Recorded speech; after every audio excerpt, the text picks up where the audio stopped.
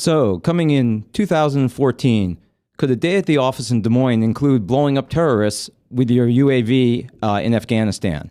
We're going to be talking about this and the other strange aspects of drone warfare with my brother, a psychiatrist, and a military historian here today on the Fallon Forum. From the RE/MAX Real Estate Concept Studios, this is Webcast One Live. Ed Fallon here, folks. Gateway Market and Cafe is your locally owned source for specialty groceries. Enjoy chef-crafted, prepared foods, artisan baked goods, organic produce, specialty cheeses, and hand-selected wines and craft beer. Visit the lively cafe for breakfast, lunch, or dinner 7 days a week. Gateway Market is centrally located on the corner of Martin Luther King Jr. Parkway and Woodland Ave. Stop by or visit www.gatewaymarket.com for more details. That's Gateway Market, folks. Good food, great community. This moment of silence brought to you by Tally's Restaurant Bar and Catering, home of Des Moines' premier rooftop dining experience. Located in the heart of Beaverdale, Tally's offers speedy and affordable rooftop lunch, catering for events both large and small, innovative cuisine, as well as vegetarian and gluten-free menus. Come to Tally's for live music, dry-aged steaks, Sunday brunch, and all-you-can-eat ribs every Monday night. Tally's Restaurant Bar and Catering at 2712 Beaver Avenue. Call 279-2067. That's 279-2067. On March 28th, Equal Justice After Hours is Iowa Legal Aid's annual fundraiser that helps provide access to justice for low-income Iowans. The event includes a reception and program at the Temple for the Performing Arts in Des Moines. It also includes remarks by Georgetown University law professor Peter Edelman and the induction of Robert Oberbelly into the Iowa Legal Aid Hall of Fame. Tickets start at $50 and sponsorship opportunities are available. Contact Terry Bennett at tbennett@iowalaw.org. That's tbennett@iowalaw.org. I'm a burrito. I'm a fighting burrito, full of fresh ingredients prepared before your very eyes. I don't have eyes. I have over 28 options and 268 million combinations, including Rizo for vegetarians. I can take my meat off and call myself vegetarian. Put that back on. The Fighting Burrito is locally owned. I'm owned by some big corporation somewhere. Say, you want to go on a date? No thanks. I'm seeing a quesadilla. The Fighting Burrito online, fightingburrito.com. Join the fight. Hello, Mid-American Energy. I'm very concerned that you want to bill me an extra $5,000 to build a nuclear reactor. Do you know we're in the middle of a recession? Oh, we were hoping you wouldn't hear about that until after the legislature had taken action. Why not let your shareholders pick up the tab? Oh, way too risky for our shareholders. We need you, our loyal customers, to pay for it. Wait, let me see if I understand this. Mid-American wants to build a nuclear power plant in 10 or 20 years, and they want me to pay for it now? That's right. Well, I'll just take my business elsewhere. Sorry, we're a monopoly. What we say goes. I've heard nuclear power is more expensive than other sources. Yes, it is. And I've heard there's no plan for how to dispose of nuclear waste. We're looking at shooting it into the sun. Well, I'm not going to sit back and let you make bad decisions with my money. We're betting you will. Stop Mid-American's power grab. Call your legislators today. 281-3371. 281-3371. Paid for by Physicians for Social Responsibility. From the RE/MAX Real Estate Concept Studios, this is Webcast One Live.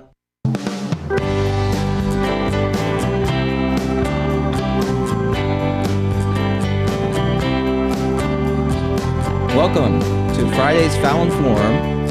This is Dr. Charles Goldman. I'm sitting in for Ed. Ed is off today celebrating his birthday. We'll talk about that a little bit. And we'd first, of course, like to thank, as always, Brother Trucker and our organizational sponsors, the Iowa chapter of Physicians for Social Responsibility and the Sierra Club Iowa chapter. We also like to thank the sponsor of this segment, which is Gateway Market. As always, we'd like you to join our conversation, so feel free to call us at 515-244-0077 or toll-free number 855-244-0077.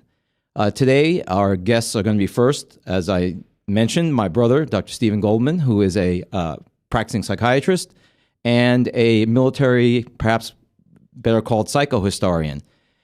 And later, Heather Ryan will be joining us for the weekend Heather's Rants. So, as I said on the teaser, Iowa is going to become part of the drone warfare, which is being carried on in our name all around the world. And obviously, this type of warfare presents some very specific ethical and psychological problems for those who engage in it. And that's why I called on my brother, who I'll bring on shortly, to discuss some of the issues surrounding what it is like to drive from your suburban house, go to an Air Force base or an Army base, pilot unarmed aerial vehicles over other countries with whom we have no formal declaration of war against, and perhaps fire missiles at these pictures on the screen, people on the screen, and then drive home and resume your normal life. It's a very unique kind of warfare and one that has its own special characteristics. So I think it'd be a good time to bring on my brother, and he can talk to some of these issues. Stay Hi. there. You can hear me? Yes. Okay. This is, I'm reminded of Pandora's box, because there are so many issues, ethically, morally, militarily. And it's interesting because this week a unique study was released. Now, let me preface this by saying that I have not actually seen the study. I've only read the articles reporting on the study, which is always a little frustrating when you don't get to see the study yourself.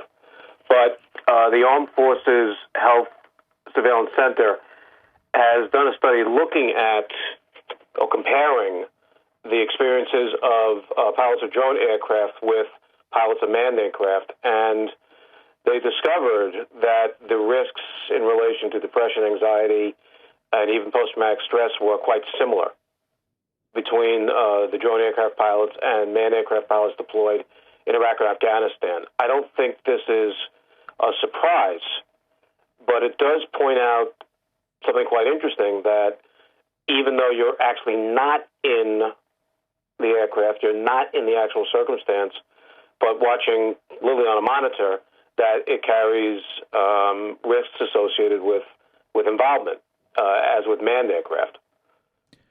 This is, as my understanding, this is the first study of its kind to compare the two. There was a survey that was done a couple of years ago that was self-reported. This is different because these are based on apparently medical records and other available data. So there's nothing benign about participating as a drone aircraft pilot. Is it some of this related to the fact that the piloting force for the UAVs, they don't like them called drones because drones obviously are self-guided, right? Is somewhat dichotomous, because if you look at, for instance, the Air Force complement of drone pilots, many of them are actually trained fighter pilots who, as they said, saw the writing on the wall and entered the drone force to be able to stay within the military and to continue to advance. Whereas the Army force, from what I've been reading, tends to be younger. Oftentimes, they've been considered for other more technical jobs in the Army, but they couldn't, meet the education requirements for those, but they were good video gamers. And so you've got another force of drone pilots who's really, in 3.5 months, been trained to do what a fighter pilot takes 3 to 4 years to be trained to do, which is to carry out the mission. I mean, would you expect different stresses among those two groups? That's a very good question. And again, let me preface it by saying that even though I teach at Uniformed Services, this is my opinion. It has nothing to do with the official position of Department of Defense. That's a very good point. There was a very interesting article on the web about particularly at the ethical and moral implications, and one of the points that was made is exactly the point you're making, that and again, this is not just for the pilots, Charles, this is also in relation to Army commanders, that as we seem to be switching to more of I hate to use the term virtual reality for war, but the experience of people involved with this may vary greatly as time goes on. That's a very good point. And that is a concern, as you're pointing out, because there's clearly going to be a difference between a trained pilot, an actual manned aircraft pilot with those years of experience, also making decisions, then shifting over to the unmanned aircraft, as opposed to someone who's not done that and not had the experience of war in relation to that. Because there's so many implications here. Because you've got, as you're pointing out, as we're pointing out in the articles, you may have someone who's literally thousands of miles from the battlefield itself, goes home to dinner with his family, his or her family after this. You couldn't imagine anything more different than a pilot who's actually in the area, involved day to day with a group of people with the same mission. I mean, that's, throughout time, and certainly what I found in my research, starting with Civil War soldiers, the warrior environment is as you know, very supportive. It makes a tremendous difference in terms of when you eventually leave the service and come home. There are all sorts of aspects here that, in a way, these kinds of studies have trailed behind the technology. And I think that we're going to learn more and more the kinds of things that you're talking about as to what the training should be, what the experience should be, how you integrate this within the current systems that are available with boots on the ground. I mean, there's all sorts of issues. I think that people's assumptions that it would be less hazardous, if you will, to be sitting at a console thousands of miles from the site of battle is probably erroneous. Well, I mean, it's less physically hazardous, obviously, but what we're finding out from what you're saying is it's not necessarily less psychologically hazardous. Well, think about it. I mean, several things they mentioned in the original survey that was done a couple of years ago. Pilots who are actually in manned aircraft, they're not looking at the same spot of ground, for days on end. Apparently, there's a fair amount of burnout, stress associated with tracking the same area. Plus, some people have pointed out something quite interesting is if you're looking at the same area on a monitor for days or weeks on end, you're going to see the people on the ground, in many cases, civilians. That's very different from a manned aircraft pilot. I mean, for example, you take a look at the bombing runs in World War II. People didn't sit on top of the targets for days on end. They dropped their bombs and left, got out of the area. Yeah, actually, I think that's a great point because having read a number of articles, including, I guess, the NPR piece that Singer did, that's exactly what the operators of the UAVs say, which is we oftentimes, we fire weapons less than 1% of the time, but we're spending days and days watching people in their normal lives, and then we're asked at some point to perhaps kill them. Yes. And what's interestingly analogous is if you remember when Illinois decided to get rid of the death penalty. And unfortunately, I hate to say there are some people in Iowa who want to bring it back. Scott Turow, the author, was a member of that fact-finding commission. And he said what convinced him that capital punishment was ludicrous was the testimony from those who had to carry out the punishment, who said that it takes so long to get somebody from conviction to the death, to lie down on the stretcher for the lethal injection, that it's 15, 20 years later. And these people aren't the same people anymore. And so, they had great trouble with that. They were executing these, usually men, obviously, because over that passage of time, they just didn't see them anymore as the killers they may have been 20 years ago. And I think it's the same thing with what you're talking about, which is that most of the time you're watching these people and they were living a normal life. And you only have somebody else's say-so that they're terrorists. Yeah. Yeah, these are very good points. And I do want to point out a couple of aspects that I discovered in my research. And again, I will point out that among the least written about of any aspects of the military experience, being a warrior, is the actual act of killing. As you know, there have been few actual books written about that. There's one very good by Dave Grossman. The best one, I believe, is by Ted Natelson, the psychiatrist, which was published posthumously several years ago. I'll give you an example from the Civil War. The Confederate States of America had a sworn policy when it came to African-American soldiers that not only would any black soldiers who were captured would be returned to slavery, even though many of them, of course, were not slaves to begin with. They also said that they would execute their officers for fomenting servile insurrection. And there were examples of Union officers who were essentially killed on the spot in relation to that. And of course, black soldiers were slaughtered in some examples. The most famous one being Fort Pillow. The U.S. government under Lincoln said that they were going to execute one Confederate soldier or officer for every Union soldier or officer who was executed. They, of course, could not carry out that policy. There was one documented example, and it was actually in Sherman's army, that they decided to execute one Confederate soldier because of all the guerrilla warfare and the renegades they were going through in the Western Theater. They had tried it once, literally once. And the officer who had to carry out the firing squad was a young colonel, was so traumatized by having to do that, they never did it again. Yeah, because I mean that's not warfare. I mean you spoke previously to the issue of a warrior ethos, and that there was as you've written in your upcoming book, there is a pride, not a sadism, a pride that men take and women in having come through the crucible of warfare, and it, as you say, it gives them an appreciation for the wasteful nature of warfare. And obviously one of the big problems with a warrior who's never left Des Moines and seen the result of his work, his or her work, that restraint, that ethical restraint, is completely absent. These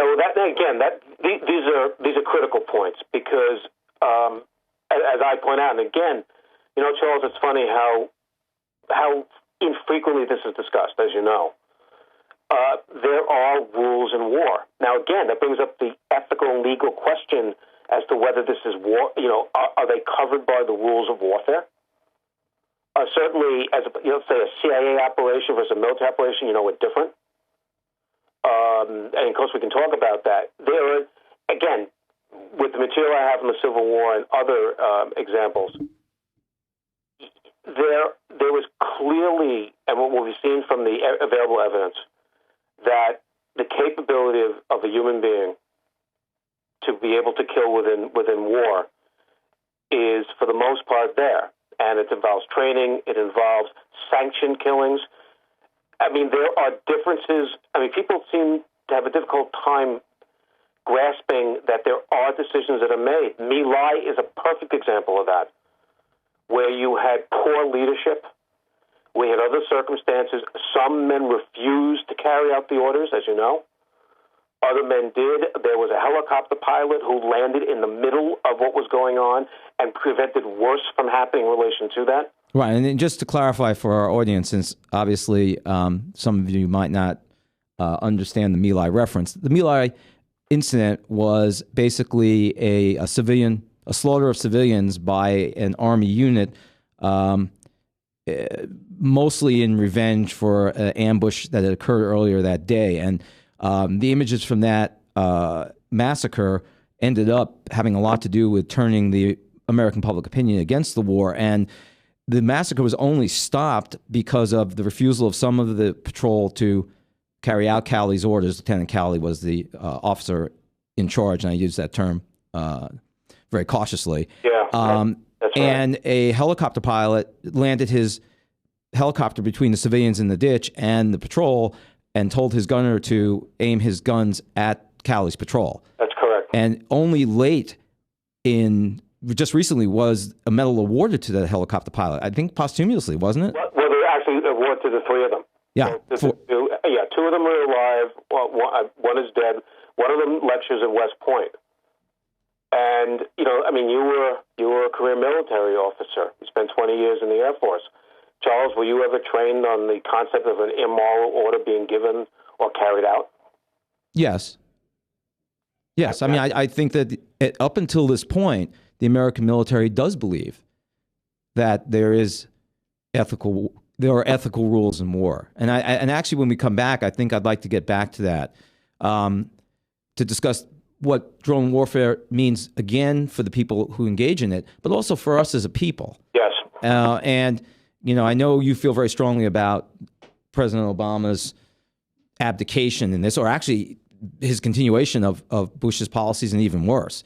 So we're going to come back to that. Once again, if you'd like to join our conversation, give us a call, 515-244-0077. Toll free is 855-244-0077. And I'd like to thank again Gateway Market. Gateway Market, Des Moines' locally owned grocery store located at 20th and Woodland in the Sherman Hill neighborhood. It's a full-service grocery store that features a popular cafe that Ed and I have eaten at before, serves breakfast, lunch, and dinner. And don't forget that Gateway also has a catering service. If you've got a party or event planned, large or small, check out the Gateway Market's fantastic and affordable catering service, either by calling them or going online at www.gatewaymarket.com. That's, again, Gateway Market, great food, great community. So we'll be back with my brother, Dr. Stephen Goldman, talking about drone warfare. And then later, again, Heather Ryan will be joining us, ranting about something. Perhaps she'll want to talk vaginas with Frank. We'll have to see. So we'll be back on the Fallon Forum. From the RE/MAX Real Estate Concept Studios, this is Webcast One Live. Drug and alcohol addiction slowly steals a person's identity, tearing away pieces of their life little by little until one day it seems like the hope of a happy future is gone and there's no chance of getting it back. Here at St. Gregory Retreat Centers, we can assure you that there is hope. Our unique approach to recovery begins with the understanding that the dysfunction and damage caused by addiction can be overcome, not just dealt with. Don't let another day go by. Call St. Gregory today.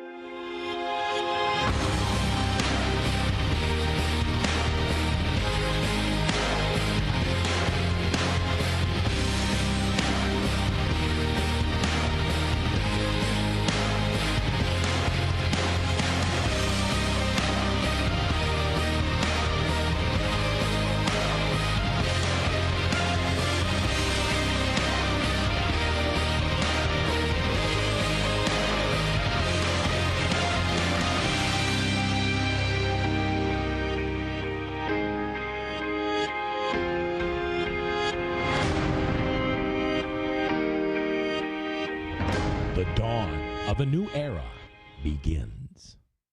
Well,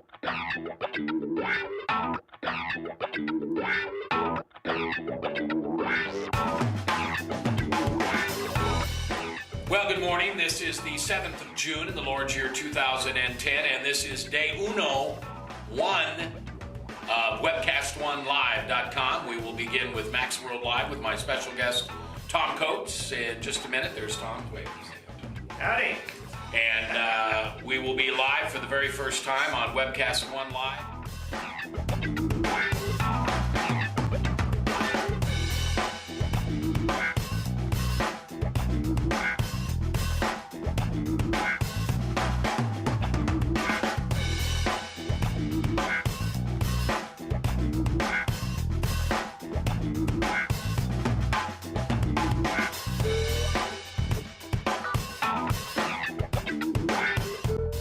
Someday we're going to look back on this and say, gosh, remember that old day in history? Wonder where Walter Cronkite was. He must have been around hanging there too. But actually, it's the beginning of Webcast One Live. And thank you for listening. Thanks, Rob Spearman, and everybody who's put together this project together. And we're ready to go live now. So thanks for listening to MaxWorldLive.com.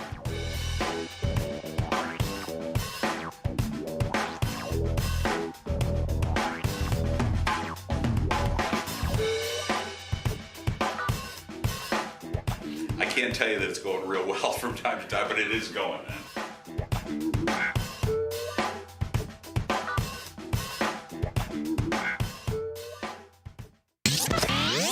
From the RE/MAX Real Estate Concept Studios, this is Webcast One Live.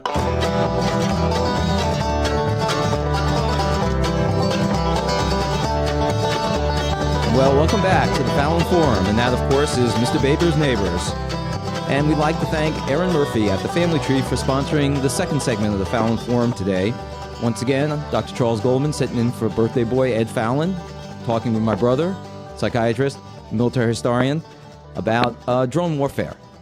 In the first segment, we talked more specifically about some of the pressures on those who are asked to engage in this warfare. But what we'd like to talk about perhaps a little bit now is, what does it mean to us as a country that we now stand astride the world ringing the world with our UAVs and feeling that there is ethical justification to kill people, both U.S. citizens and non-U.S. citizens in foreign countries, based on a process of selection and determination that remains obviously a secret, given that the leaked document about the legal justification didn't really include any of that.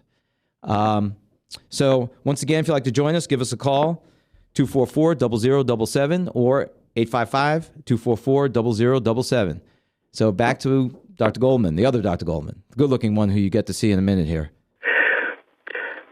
Can I double back to the discussion we were having as we went to the break? Sure. And before you get started, could you also talk a little bit about the fact that the military has decided to make a distinguished warfare medal for those who are drone warriors? Yeah, and again, a very controversial issue. For those who are not aware, my understanding is that the medal that they are to be giving to drone warriors will be a higher grade than a Bronze Star but below a Silver Star. That's correct. That's exactly right.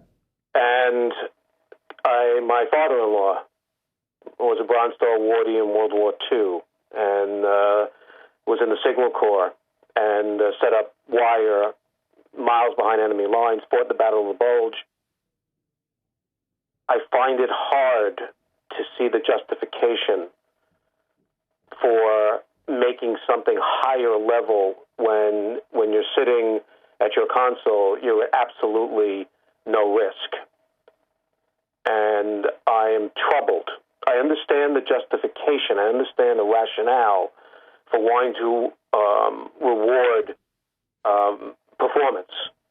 But I'm having difficulty with the idea that someone can put their life and limb on the line in battle and receive a decoration that will be below the level of someone who's never left the computer simulations. I'm sure I'm not alone in that. Well, I mean, my understanding is, to some degree, the medal is about advancement within the military. Yeah. And I don't know if people who've not been in the military understand that there's a corporate element to the military. People do want to advance. They want to be promoted. And recognition in the form of a medal is part of that process. But obviously, the meaning of that and putting it up with combat troops, I agree with you. I think a lot of veterans have trouble with this. Well, I mean, again, I do want to talk about something that's absolutely critical, and that's the warrior identity. And you mentioned before about, and again, very good points. The studies that have been done, the long-term studies, Elder and Clip being one of the best that was ever done, World War II and Korean War combat veterans. The studies show that men, and now, of course, women more and more, who have been to war, those who have experienced combat, develop an appreciation of life that is very profound. And if I can use an example from a film, The Deer Hunter, which I have trouble with, but the most moving and accurate scene in The Deer Hunter is that marvelous scene when the single-shot purist Michael comes home to Pennsylvania, and he goes hunting, and he sights on, actually it's an elk, not really a deer. He sights and then can't pull the trigger. That's a very powerful image that I've heard from veterans I've treated. I've heard it from other veterans with whom I've spoken. There was clearly a greater appreciation of life and the value of life for men who have been to war. And that's one, I think, a very important issue that we find with veterans, their perception of what they have gone through, and they're assimilating the experience. And these are people who have experienced it firsthand, quite literally.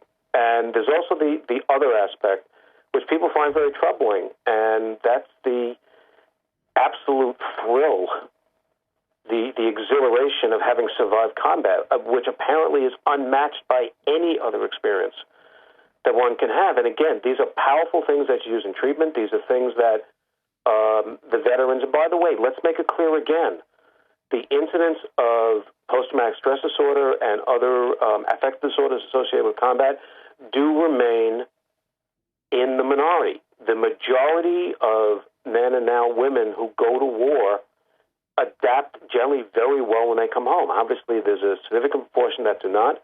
That's why that's why the VA programs are so important. That's why the DoD programs are so significant. But there are reasons why men and women who do experience combat, military experience, find it in ways ennobling. They find it the shaping event of their lives, and we can't lose sight of that.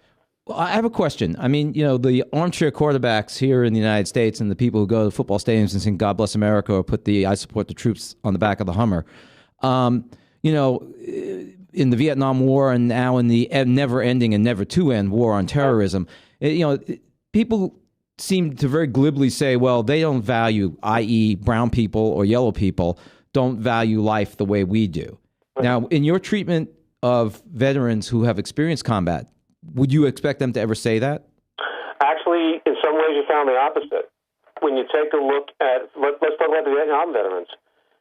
There's so many examples of the grudging and not so grudging admiration that the grunts had for the Viet Cong, for Charlie.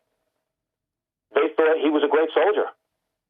I mean, there are examples in Michael Herr's marvelous dispatches. Take a look at the way they talk about the North Vietnamese soldier as opposed to the South Vietnamese soldier, for whom in many cases they had much less respect for.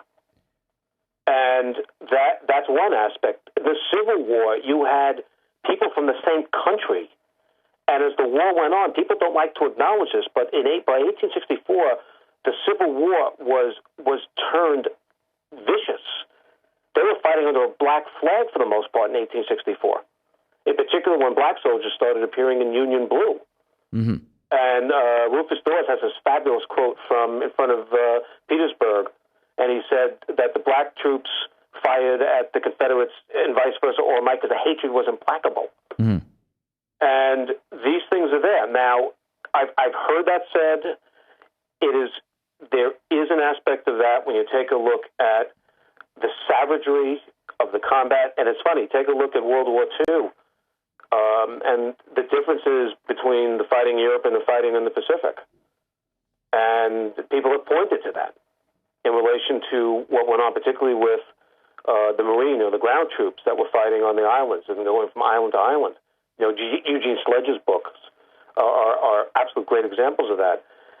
I think that the distance concept, and again, Dave Grossman talks about this in On Killing, there were relatively few bayonet wounds, much less kills in the Civil War, as they continue to be, because it is very difficult to kill that up close. Mm-hmm. The further away you are, it tends to make it easier. Yeah, I mean, I think that's been brilliantly talked about by others, pointing out that our ethical makeup, the cerebrated apes that we are, was made to control close combat.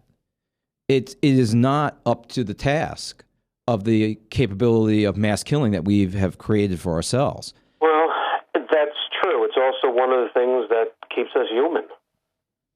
Having said that, human beings are capable of killing. It doesn't make them murderers. I mean, I will quote from the Sixth Commandment. When you look at the translations, particularly the Hebrew of the 5 books of Moses, it does not.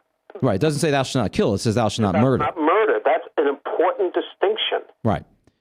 But now, another thing you've talked about is that one of the things for which soldiers will fight and will do their mission is being part of a greater a body, the unit. I mean, that unit integrity is absolutely critical to their functioning on the battlefield, but also to their ability to finally leave the battlefield when the war is done.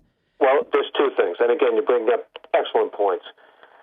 The great examples, and again, there are a lot of parallels now. One of the reasons why I use so much Civil War literature, in addition to the fact it's fascinating, is for the most part, the Union soldier was a volunteer. Well, we have a volunteer army now, volunteer army, Navy, and Marines. Secondly, they're serving in many examples, as we know, with state and guard units that stay together. That's exactly what happened in the Civil War with the state regiments and to some degree the USCT, the United States Colored Troop regiments. You had that unit cohesion. And again, Jonathan Shea brilliantly points this out in his books. The worst possible thing you can do to make it difficult for a soldier returning home is to have them come home alone. That's what happened to Vietnam vets. Right, and in some sense, that's what the UAV pilots are doing. Yes, that's exactly where I was leading, Charles, because they're isolated, literally, both emotionally and certainly logistically. They're not in the same place. Mm-hmm. And when you don't have that, you don't have the community, the warrior community, in relation to that, the supportive aspects of that. Also, the camaraderie, the sense of mission. Now, again, I do want to say something else about sense of mission, because it's clear from my research in looking at how, in my case, the cohort I had, severely wounded Union soldiers, their steadfast belief that maintained for decades that they had fought not just to save the Union and Republican democracy, but also they became an army of liberation. That remained with them the rest of their lives, had profound impact on the United States. It had an impact on what the largest veterans group, the Grand Army Republic, that for decades they supported, full equality for all Americans. It carries over into civilian life, and we've seen many examples of men and women who have returned from war. I mean, Tammy Duckworth is a very good example. The double amputee helicopter pilot, mm-hmm. who's now in the House of Representatives. She was the deputy in the VA. Max Cleland, one of the great examples of a wounded soldier who has spent his life in the effort to utilize his experience, to utilize what he learned as being a soldier. Let's bring it forward to today. What's the problem the Republicans have with Chuck Hagel? He had the audacity to say he didn't think the surge worked, which many military people agree with. And he also had the audacity to say the Iraq war was a war that shouldn't have been fought and we needed to get out as soon as possible. And he had more credentials to say that than 99% of the other people who were sitting in that same chamber. I'm afraid this is not a new story in history. You take a look at what happened after the Civil War, and despite the tremendous support, which a lot of people, again, hopefully they'll find out in my book, the white Northern soldier. Hey, no pushing the book. Yeah, the white Northern soldier was very much an advocate for his African-American comrade. Even though, as you know, the units were segregated, but they fought together in many cases. Mm-hmm. And, of course, W. Du Bois had a famous, heartbreaking observation that's a terrible thing that a man must kill another man before you can view him as a man. Yeah. But it is not an accident that when you take a look at the civil rights movement in the United States, look at when the advances came. One of the two most important aspects of the civil rights movement in the United States was Truman's desegregation of the armed forces after World War II, and the GI Bill, which enabled people who would not have gone to college otherwise to utilize the educational benefits. And when you take a look at the educational benefits of the current GI Bill, they're being highly utilized by Iraq and Afghanistan veterans. Vietnam veterans, 2 out of 3 use the educational benefits. Mm-hmm. That's not an accident. And again, this is, no one is advocating for war being a solution to the problems of human beings. I certainly hope at some point we will not be at war. But with the reality that we have a military, we have people, we have our fellow citizens who are putting themselves in harm's way. But there are aspects that are positive in relation to that. And I think that one of the things that troubles you and me and others about this kind of warfare is you're getting away from some of the aspects that enable you to look at your combat experience, your war experience, and then come back to civilian life and try and make changes in relation to that. Well, it also makes it sterile and allows the person who's complaining that gasoline is 40 cents higher than it was a couple of weeks ago to not understand the true cost of the gasoline to start with, which is dead American bodies and dead bodies over in the Middle East. It totally sanitizes what we're doing. And I think that's why I know you have, in the last couple of minutes here, maybe talk a little bit about your feelings about our president, John Brennan, and what's come out as to the justification for flying drones all over the world. And let's face it, I think there's going to be a time coming when there's going to be drones flying over us. And they may not be American drones. Or if they are, they may not be they may be as hostile to your interests as an enemy would be when corporations start flying drones. You know, when the police start flying drones over you. Well, those are all comforting thoughts. I want to thank you for that. And that really let me sleep tonight. I mean, look, there are, again, so many issues involved here. The question of, are we now going to always be at war? When does the war end? Well, what would define a win in this war? Yeah, well, that's the whole point. I mean, that seems to be one of the tacit assumptions, is that the war continues.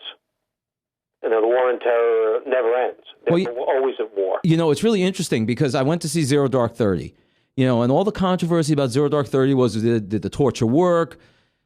And I'll tell you, if you see that movie, the thing I walked away with that was more important than anything else was that after spending 45 minutes depicting the killing of bin Laden, 10 years later, or however long it was almost anticlimactic, because what difference does it make at that point anymore? It's kind of like executing somebody in a capital punishment setting. He was out of the picture. And if he was still in the picture, he was a minor player. You know, and so you go through this 2.5-hour movie and they kill bin Laden. Okay. And the war continues and somebody else takes his place. In fact, we make more of those people by doing this. Don't you think? I agree up to a point. I mean, people still hunt Nazis from World War II for good reason. I mean, there's no statute of limitations on murder. Yeah, but what is the benefit of hunting Nazis other than to the person who does it? Does the world really care at this point anymore? The concept of justice, there's a reason why there's no statute of limitations on murder, because it's the worst transgression that a human being can do. Yeah, but you know, it is analogous to the death penalty in the United States. How many innocent people do we have to kill where DNA evidence exonerates them later to extract our pound of flesh? How much collateral damage is appropriate to say it's worth it? Well, this is kind of going in a direction I wasn't expecting. Well, I know you wanted to say a little bit about it. I know you're not very happy about the Brennan and Obama policies. Let me state, as someone who lived through the 60s and Watergate, where I thought established that we're a country of laws and not of individuals.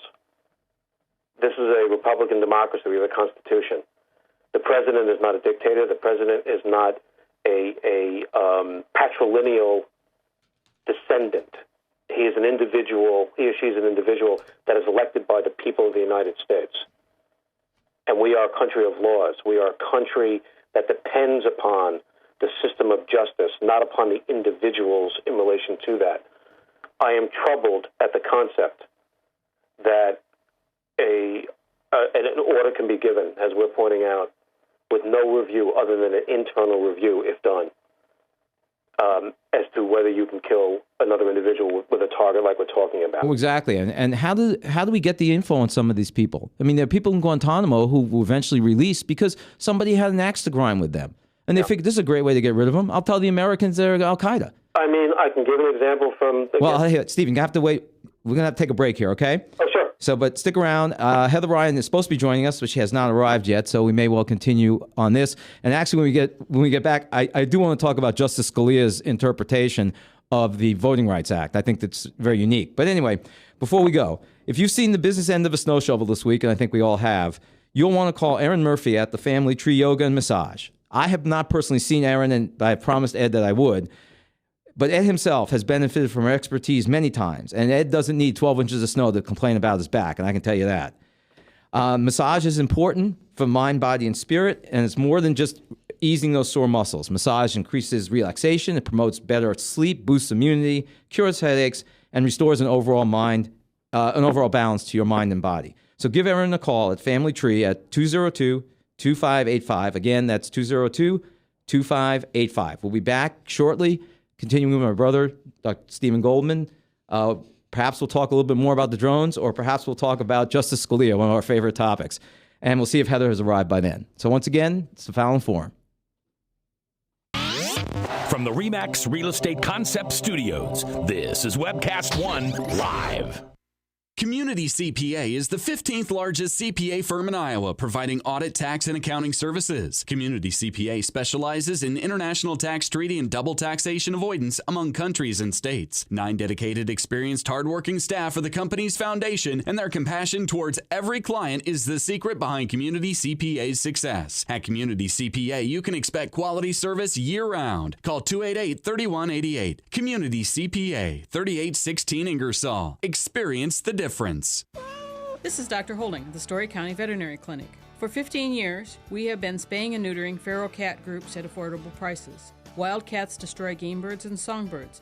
A single female cat can produce over 4,000 kittens in 7 years. The shelters are full, so unwanted kittens will be put to sleep. Your cats will stay home and stay healthy. Call us for all your dog and cat needs at the Story County Veterinary Clinic between Ames and Nevada on Highway 30, 1 mile east of Interstate 35. 515-232-8766.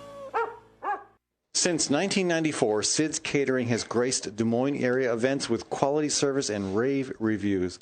Owner Sid Cohn's culinary career began with a Northeast Iowa vacation home for international clientele. Sid earned a Bachelor of Science in Hotel Restaurant Management and was the assistant clubhouse manager at Des Moines Golf and Country Club.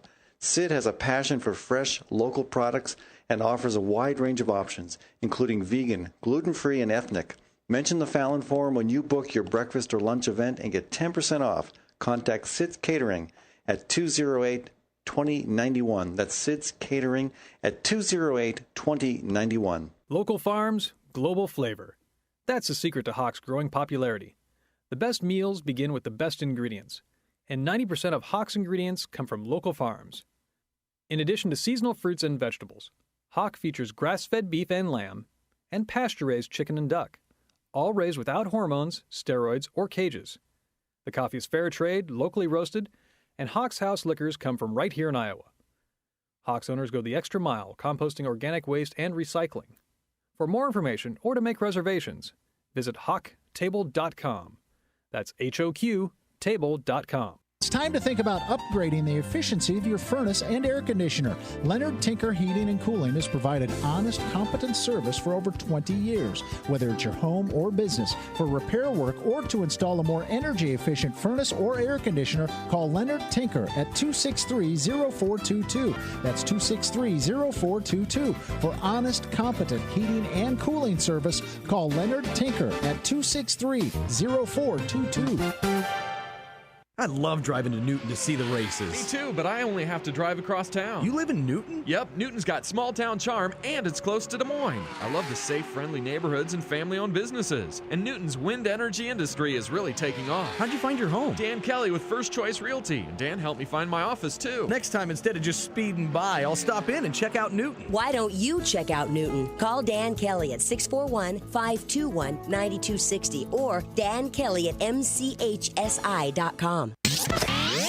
From the RE/MAX Real Estate Concept Studios, this is Webcast One Live.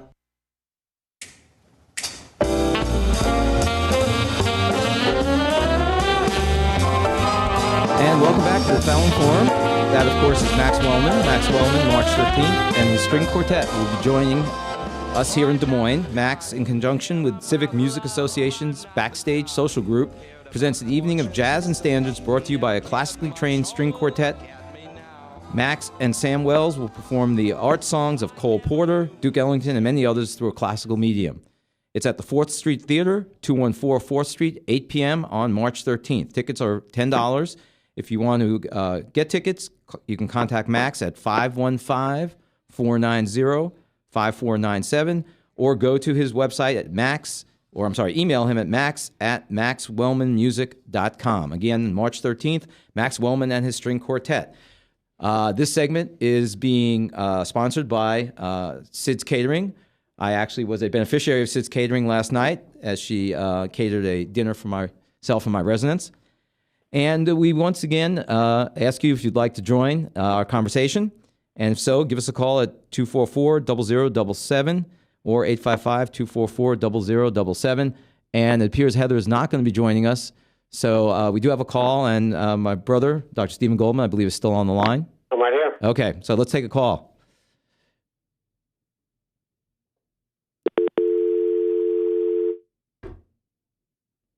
Nope, we seem to have lost the call, so I assume they'll call back. Anyway, Stephen, let's go back to. Oh, okay. Do we have the call now?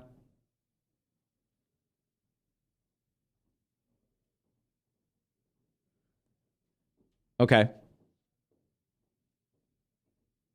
Oh no, well, we're still waiting on it. Okay, so Stephen, let's go back to the the more global issue.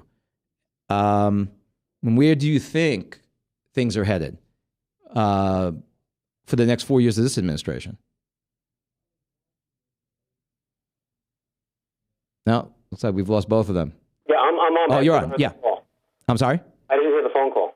Oh, no, we didn't either. So just my question to you is, where do you think things are headed under 4 more years of Obama administration?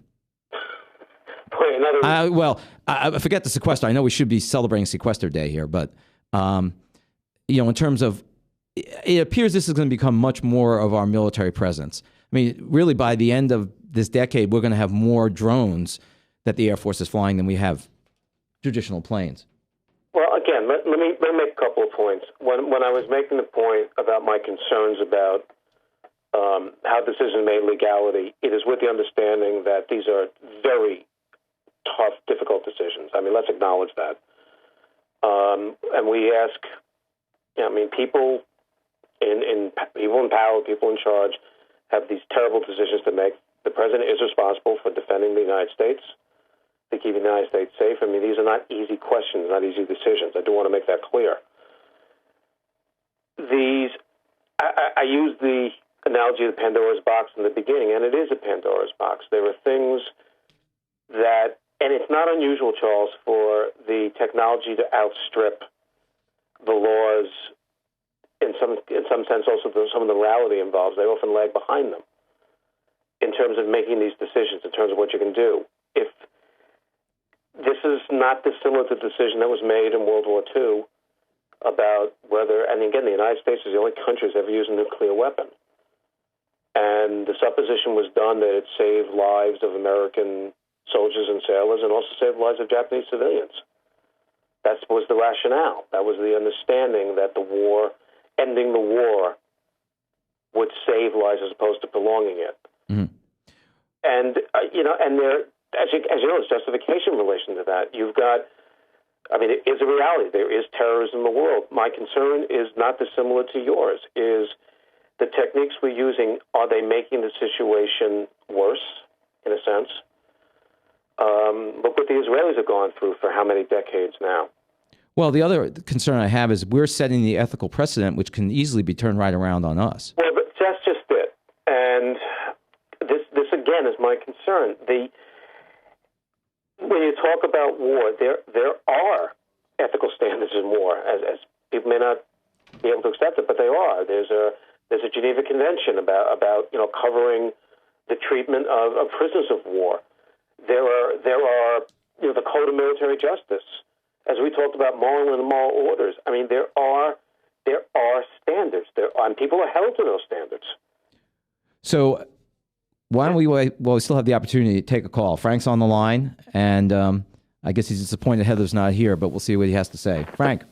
Hey, Charles. How's it going? Yeah, I called to wish Ed happy birthday. Unexpected surprise. Well, I'm gonna give you some news at the end that you might even want to do that in person. You're my favorite sub co-host. Well, thank you.